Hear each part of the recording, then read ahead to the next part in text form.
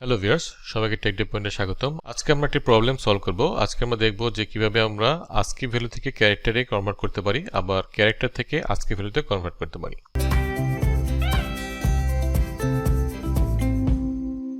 আমি প্রথমে একটা মেইন ফাংশন লিখে রেখেছি। এখন আমি একটা ক্যারেক্টার ভেরিয়েবল নিব, সাপোজ ক্যারেক্টার CH, এবং আমি এই ভেরিয়েবলে একটা ক্যারেক্টার নিব এবং সেটাকে ASCII-তে কনভার্ট করব।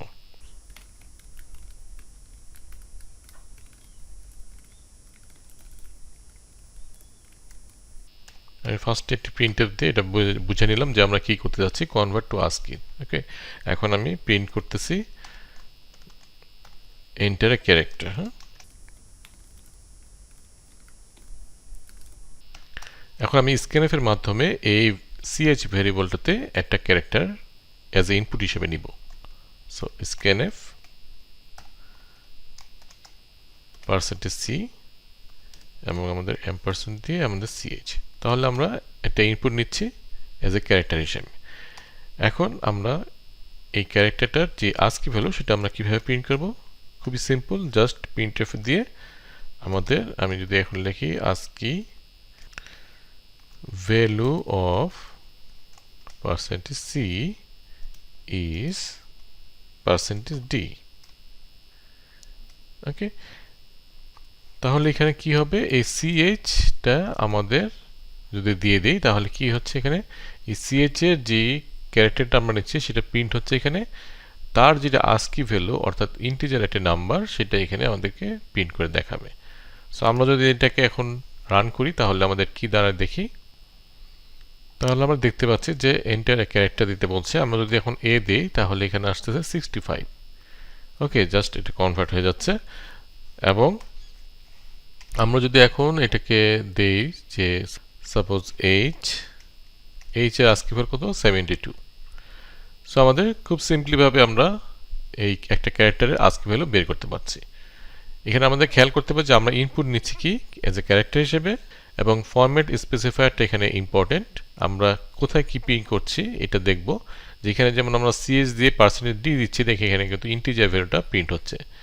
আবার এখানে পার্সেন্টেজ একই ভেরিয়েবল, কিন্তু এখানে %c দেওয়াতে কিন্তু এখানে ক্যারেক্টারটা প্রিন্ট হচ্ছে।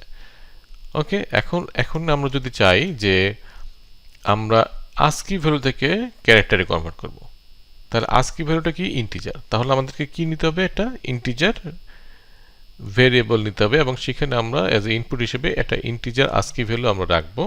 সো আমরা ডিফাইন করি একটা ইন্টিজার ASCII নামে একটা ভেরিয়েবল নিলাম। এখন এখানে আমরা এখন ঠিক সেম ভাবে আমরা কি করব, convert ASCII two character.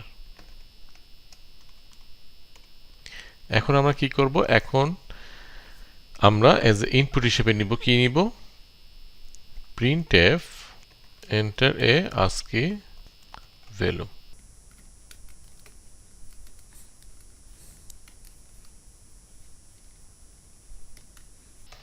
So এখানে আমরা কি করছি, তাহলে এখানে আমরা এই ইন্টিজার ভ্যালুটা নিচ্ছি এজ ASCII হিসেবে। তাহলে আমরা কি করব, এখন আমরা printf এর মাধ্যমে ঠিক সেম ভাবে আমরা কি করব, এই ASCII ভ্যালুটার যে ক্যারেক্টারকে রিপ্রেজেন্ট করে সেটা আমরা প্রিন্ট করব।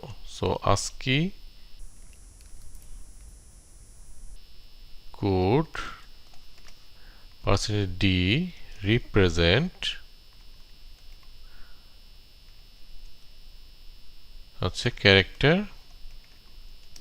%c, অর্থাৎ আমরা এখানে এই ASCII-টাকে এখানে লিখবো। তাহলে এটা কি হচ্ছে, এটা ইন্টিজার দায়িত্ব, শুধু ইন্টিজার নাম্বারটা এখানে প্রিন্ট হবে, আর তার যে ক্যারেক্টারটা সেখানে আবার প্রিন্ট হবে। সো একই জিনিস আমরা লিখবো, কিন্তু আমাদের খেয়াল রাখতে হবে যে ফরম্যাট স্পেসিফায়ারটা আমাদের ডিফারেন্ট হবে।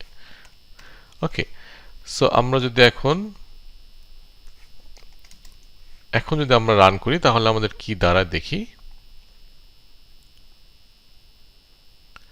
সো এখানে আমাদের ফার্স্টে আমরা ক্যারেক্টার এন্টার করবো। সাপোজ আমরা এ দিলাম, তাহলে 65, সেটা আমরা একটু আগে দেখেছি।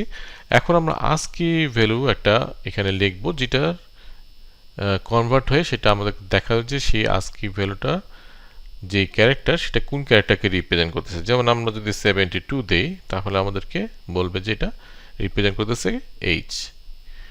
সো এইভাবে আমরা একটি আস্কি থেকে ক্যারেক্টারে কনভার্ট করতে পারি এবং ক্যারেক্টার থেকে একটা আস্কি ভ্যালুতে কনভার্ট করতে পারি।